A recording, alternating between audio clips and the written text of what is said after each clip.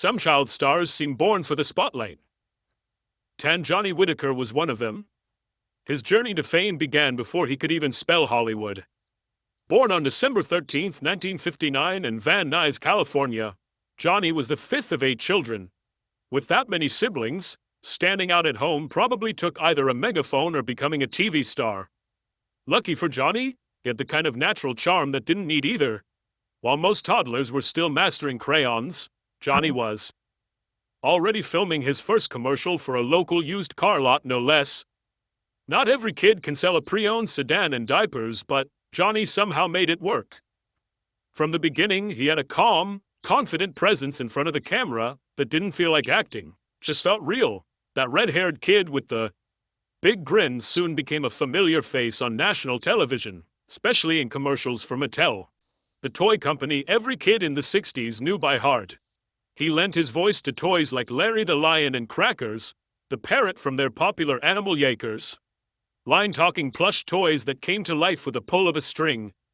What made those toys truly come alive was Johnny's voice, sweet, funny, and full of personality.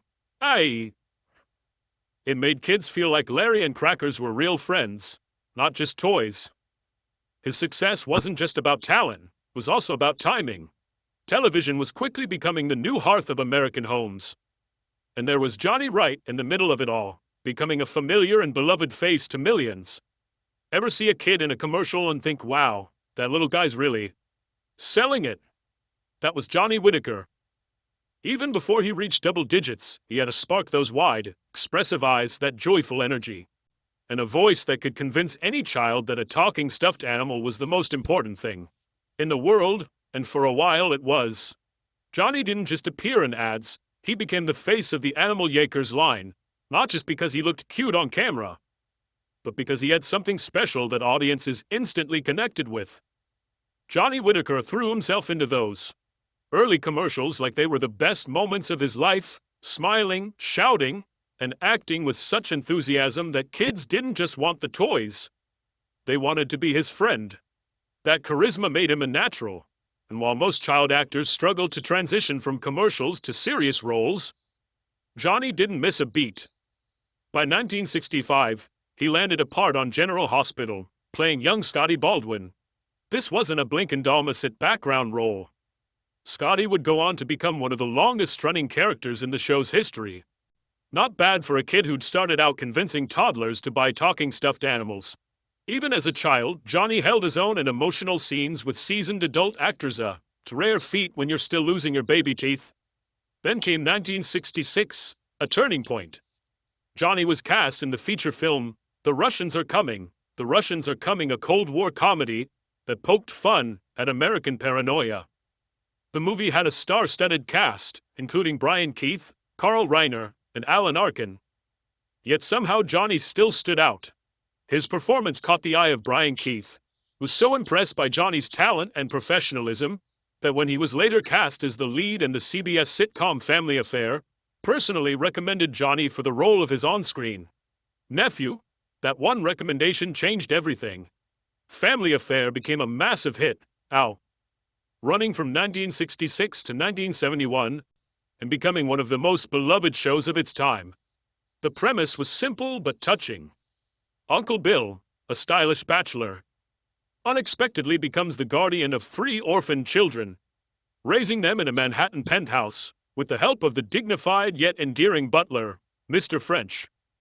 Johnny played Jody Davis, one of the children. Originally, Jody and his sister Buffy, played by Anissa Jones, weren't meant to be twins, but their on-screen chemistry was so natural and heartwarming that producers rewrote the script. Just like that, they became twins and it worked beautifully. Johnny brought real heart to Jody. He wasn't pretending to be a child, he was a child, full of real emotion. He had the rare ability to be funny, sweet, and vulnerable all at once. Audiences didn't just watch him, they connected with him. He wasn't acting like a beloved child character, became one. And he didn't coast on the success of Family Affair. Johnny kept challenging himself. In 1968, he guest starred on the legendary Western series Bonanza in an episode called A Dream to Dream, written by none other than Michael Landon. Yes, that Michael Landon. Johnny played a young boy whose imagination helped him cope with life's harsh realities, alongside the great Julie Harris. And again, Johnny delivered. Touching, sincere, and completely believable. By the time most kids were learning to ride bikes or survive middle school, Johnny Whitaker had already left his mark on commercials, soap operas, sitcoms, and feature films. He wasn't just another child actor. He was the child actor of the moment. A real star. Makes you wonder, what were you doing at 8?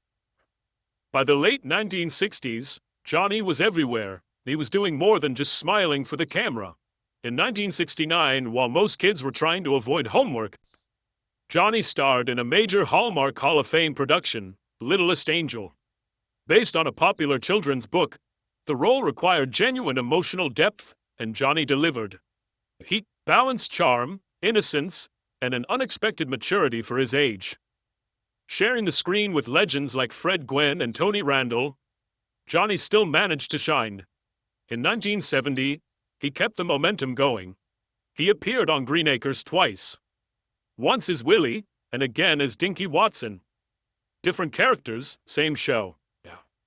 And he made both roles memorable. That same year, he also starred in A Day for Justin, a faith-based film produced by the Church of Jesus Christ. For Johnny, there were no small roles, just more opportunities to grow. Whether he was selling toys, starring in sitcoms, or carrying a heartfelt movie, he brought something special to every performance. But Johnny didn't stop there. That same year, he appeared on The Virginian, one of the biggest westerns on TV. At the time, just like that, he swapped angel wings for cowboy boots without missing a beat. Then came Bewitched, the iconic magical sitcom that had everyone wishing they could twitch their nose and fix their problems. Johnny guest starred in the episode Samantha and the Beanstalk, playing a modern take on Jack from the classic fairy tale.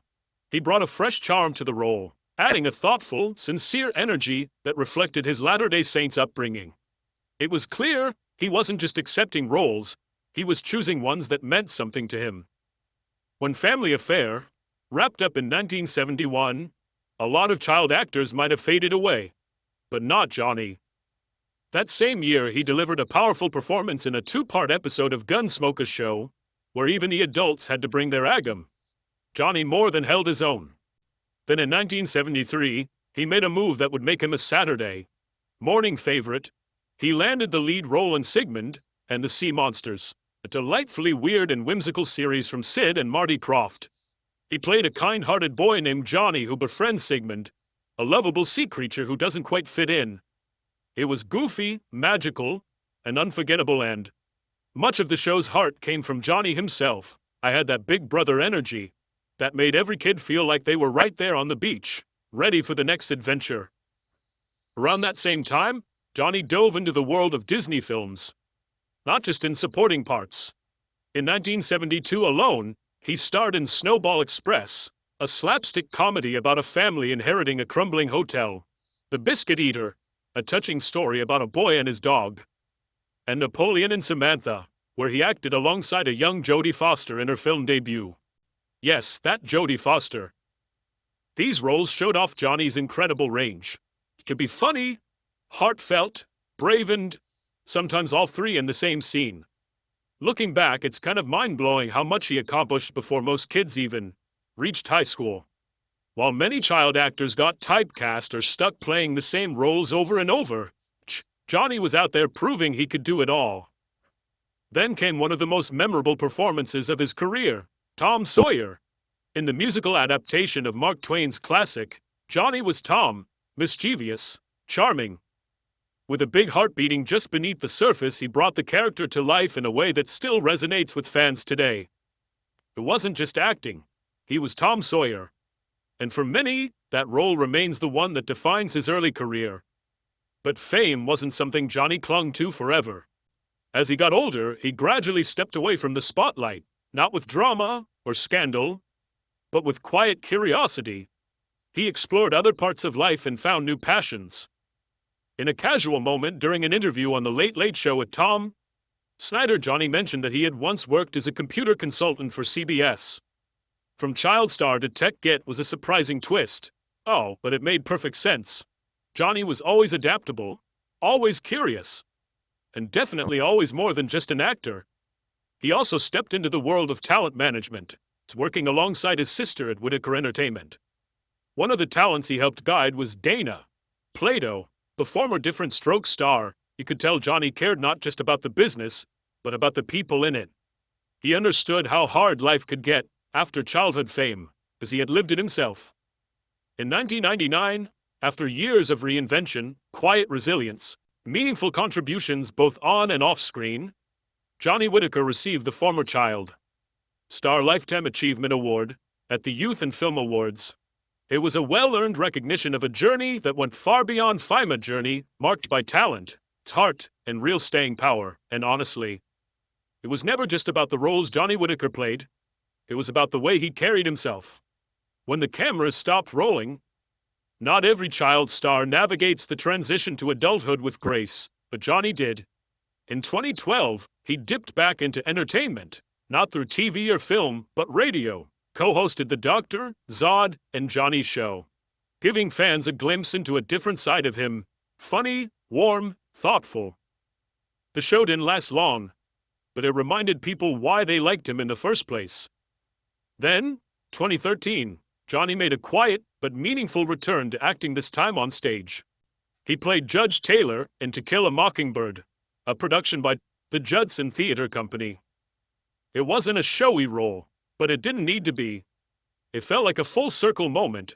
After everything he'd been through, he was still doing what he loved in his own terms. But behind the scenes, Johnny had fought some of the hardest battles of his life. Like many child stars, he struggled after the spotlight faded. The roles dried up. The applause stopped. And in that silence, he felt lost.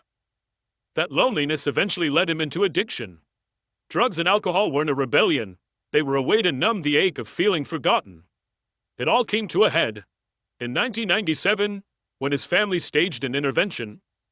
That moment became a turning point. Johnny entered a 12-step recovery program, and it was the beginning of a long, difficult road. But he didn't walk it alone. And he didn't stop at saving himself. He became a certified drug counselor, using his own experience to help others out of the darkness. He founded a non-profit, Paso por Paso, to support Spanish-speaking addicts. He led recovery meetings in jails.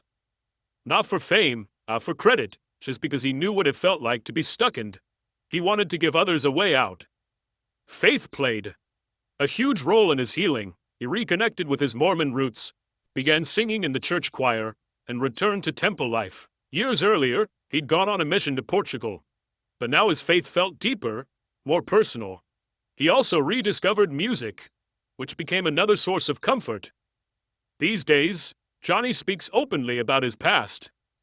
No sugarcoating, no drama, just the truth.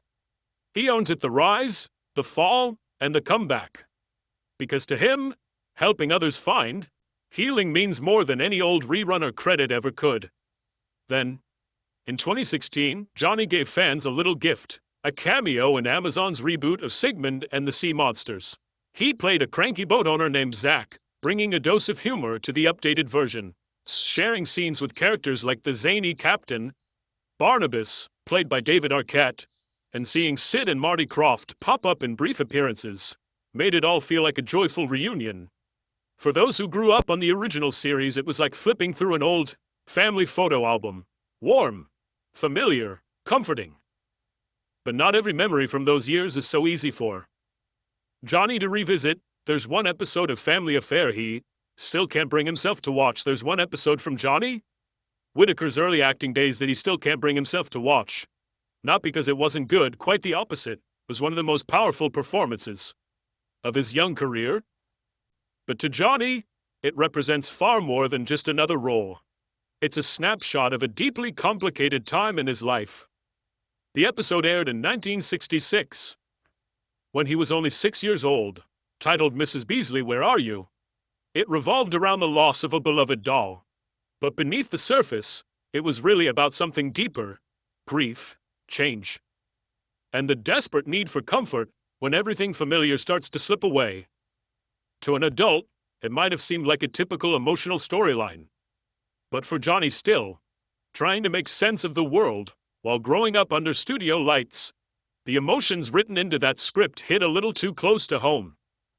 He was asked to portray fear, sadness, and vulnerability, real emotions he genuinely felt but hadn't yet found the words to express.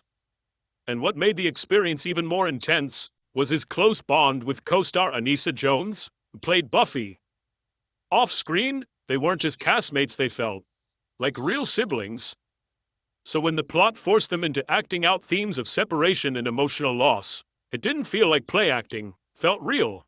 Behind the scenes, the emotional weight of that episode wasn't something Johnny could easily shake off when the director called cut. In interviews years later, he admitted that the crying scene on screen wasn't just performance.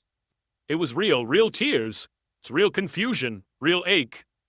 A blend of pressure, emotional exposure, and the harsh reality of growing up too fast in front of millions. Even though his performance was widely praised, the experience took something out of him. And that's why even decades later, Johnny still avoids that particular episode. Not out of shame, not because he wants to forget, but because some moments are simply too raw to revisit. It's not about perfectionism, it's about self-preservation. That episode became more than just a memory. It became a symbol of the emotional burden he carried as a child star. Millions adored him. He was a fixture in American homes. But behind the camera, he often felt incredibly alone, celebrated on set, and emotionally overlooked in real life. He said that watching that episode now would be like tearing the lid off an old wound. It's not just a scene in a script, it's a piece of his inner life, captured before he even understood what he was feeling. What made it even heavier was what came years later. In 1976, Johnny lost his dear friend and co-star Anissa Jones to a drug overdose. She was just 18. After that, Mrs. Beasley, Where Are You?, took on an entirely different weight. The emotional scenes they shared in that episode no longer felt like fiction. It became echoes of a friendship and a life cut tragically short. So when people ask Johnny if he ever watches old Family Affair reruns, he smiles and says he's grateful. And he truly is. The show helped shape his life and introduced him to the world. When it comes to that one episode, he politely draws the line. Not because he wants to erase the past, because some memories deserve to be honored, not relived. And for Johnny, avoiding that episode isn't about running away. It's about respecting what he felt in that moment, as a little boy trying to hold it all together in a world that often asks too much, too soon.